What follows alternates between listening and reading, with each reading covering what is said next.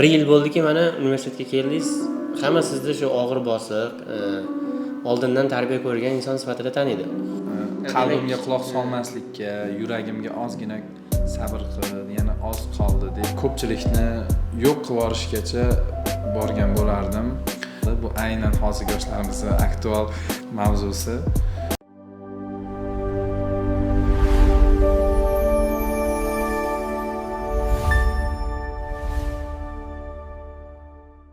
Shoh, mana bilamiz, yashab o'tayotgan hayotimizda shunday lahzalar bo'ladi.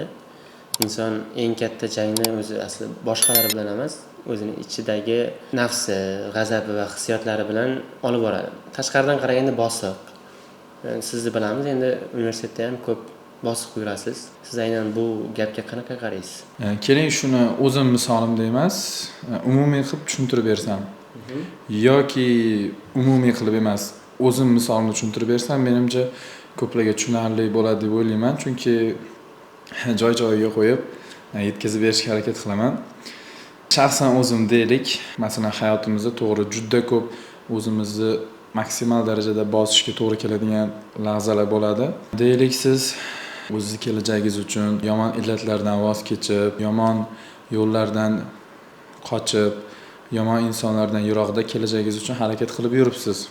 Lekin aynan shu paytda boshqalar kelib sizni chalg'itishga, kamsitishga, tuhmat toshlarni otishga harakat qilishadi. Agar siz o'sha lahzada o'zingizni bosib olmagan, his-tuyg'ularingizni yig'ib olmagan bo'lsangiz, bu narsa juda katta g'azab uyg'otib, deylik, katta jangni olib keladi, olib chiqaradi.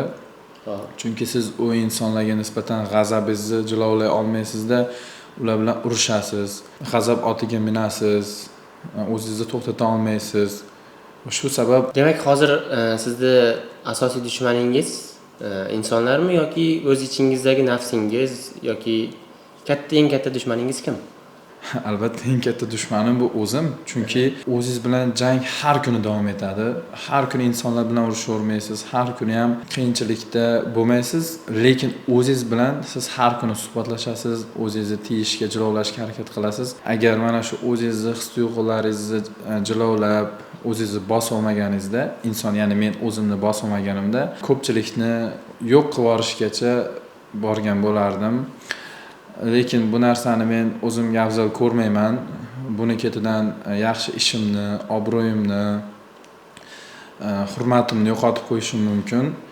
Men ko'proq mayli deb bosh egib, kamtar bo'lib, his-tuyg'ularimni jilovlab, obro' topishni, hurmat topishni afzal ko'raman. Bir tomoni shunaqa.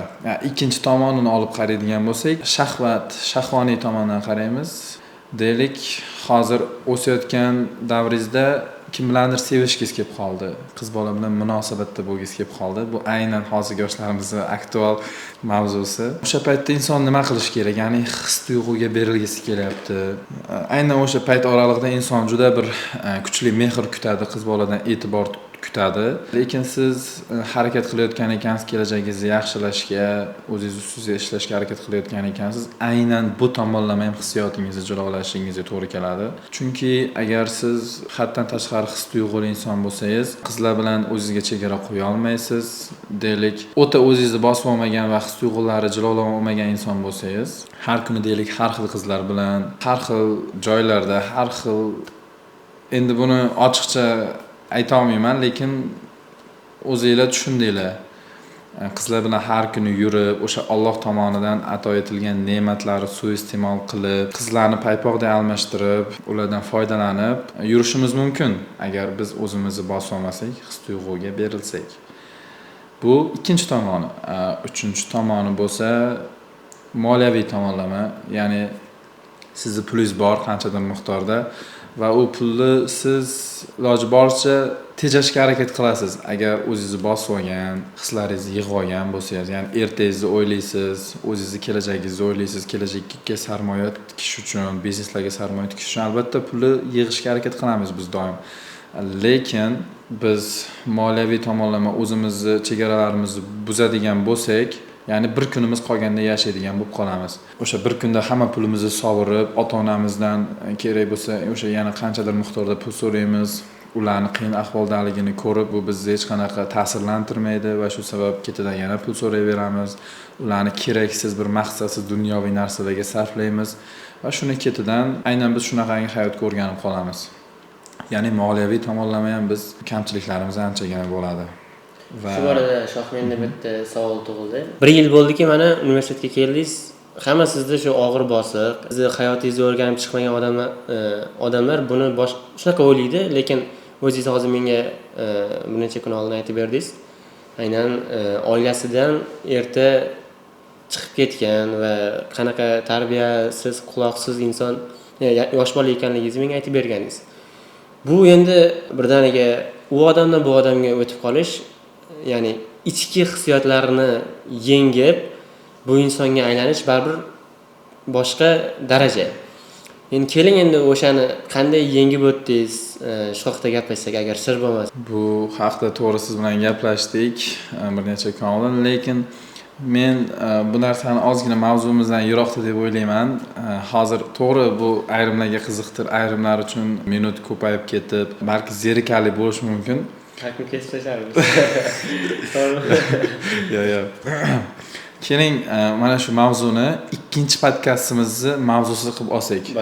Ya'ni ikkinchi podkastimiz uchun mavzu qilib olsaydi, aynan mana shu kuzatib turgan insonlarni o'sha ikkinchi podkastimizga taklif qilsak.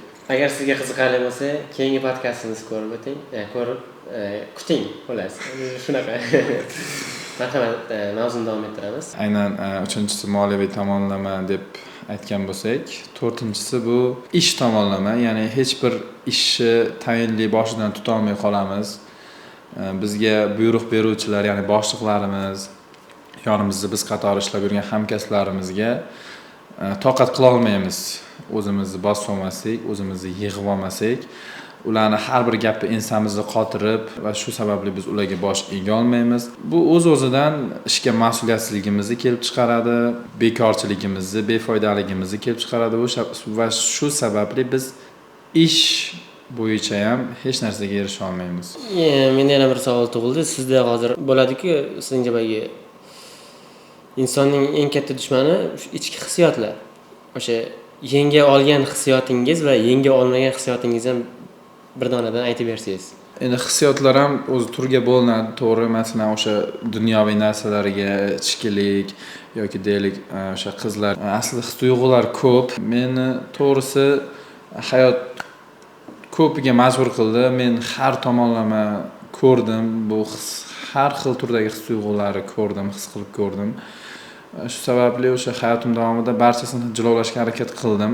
Hislarimni yig'a olmay qolgan paytlarim to'g'ri bo'ladi, lekin iloji boricha o'zimni his-tuyg'uga berilmaslikka harakat qilaman. Qalbimga quloq solmaslikka, yuragimga ozgina sabr qil, yana oz qoldi deb buyruq berishga doim harakat qilaman. Demak, u vaziyatgacha olib kelishga qo'ymaysiz. Ungacha bo'lgan vaziyatda demak qamalib olasiz ekan. Bu zo'r narsa ekan. Bu sizlar ham shuni qilib ko'ringizlar, menimcha o'xshasa. Juda ertani kamida 5-10 yilni oldindan o'ylab reja qilib qo'yadigan holatga kelib qolganman. Men shuning uchun qaysi yo'lni boshidaman, qaysi yo'lni o'rtasidaman, qaysi yo'lni oxiridaman tezda tahlil qilib yoki voz kechaman yoki oxirigacha olib borishga harakat qilaman. Aynan shunaqa. Demak, bizni bugungi mehmonimiz demak, bugungi bizni O'zak loyihamizning asoschisi bilan bugun suhbat olib bordik. Demak, savol javob uchun rahmat, taklif uchun ham rahmat. Albatta bu manfaatli loyiha bo'lishiga ishonamiz, chunki kamera ortida, kameraning yonida barchamiz birga harakat qilyapmiz va eng yaxshilarini, eng haqiqiylarini sizlarga yetkazishdan to'xtamaymiz. Bizni kuzatishda davom eting. Qaddingiz bilan o'zini. Salomat bo'ling. Alloh sizga